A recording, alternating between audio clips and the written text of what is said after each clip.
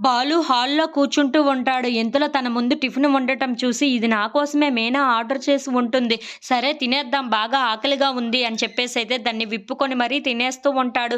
ఇంతలో మనోజ్‌ని, రోహిణి కిందకి తీసుకొని వస్తూ ఉంటుంది. అక్కడ ఉన్నది బాలు తినటం చూసి ఒక్కసారిగా షాక్ అయిపోతూ ఉంటుంది. ఏంటి నేను మనోజ్ కోసం అని చెప్పి ఆర్డర్ చేసి తీసుకొని వస్తే వీడు తింటున్నాడు అని చెప్పేసైతే అనుకుంటూ ఉంటుంది. ఇంతలో బాలు దగ్గరికి వచ్చి, ఏంటి బాలు అది ఎవరిదనుకున్నావు? నేను మనోజ్ కోసం ఆర్డర్ పెట్టాను.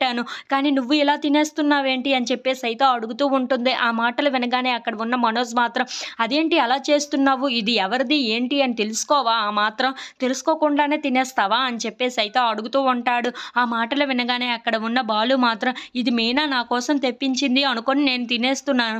సరే ఇదిగో కొంచెమే కదా తిన్నాను. మిగతాది నువ్వు తినేయి అని చెప్పేసైతే అంటూ ఉంటాడు. ఆ మాటలు వినగానే అక్కడ ఉన్న మనోజ్ మాత్రం చాలా కోపంగా, ఏంటి నీ ఎంగిల్ నన్ను తినమంటావా? అలాంటి వాడిని అనుకుంటున్నావా? అదేమీ నాకు అవసరం లేదు. నీకు ఆ మాత్రం మేనర్స్ కూడా లేదా?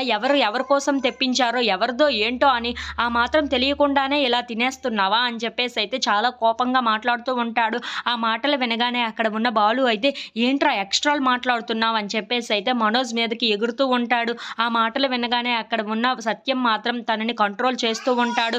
ఇంతలో అక్కడ ఉన్న బాలు మాత్రం, ఏంట్రా మేనర్స్ కోసం మాట్లాడుతున్నావు? నీకు ఉందా మేనర్స్? నీ భార్యకు ఉందా మేనర్స్? అని చెప్పేసైతే అడుగుతూ ఉంటాడు. నీ భార్య ఏం చేస్తుందో, నువ్వేం చేస్తున్నావో అందరికీ తెలియదు అనుకుంటున్నావా ఏంటా? అని చెప్పేసైతే పైకి ఎగురుతూ ఉంటాడు. ఇంతలో అక్కడ ఉన్న రోహిణి మాత్రం చాలా భయపడిపోతూ ఉంటుంది.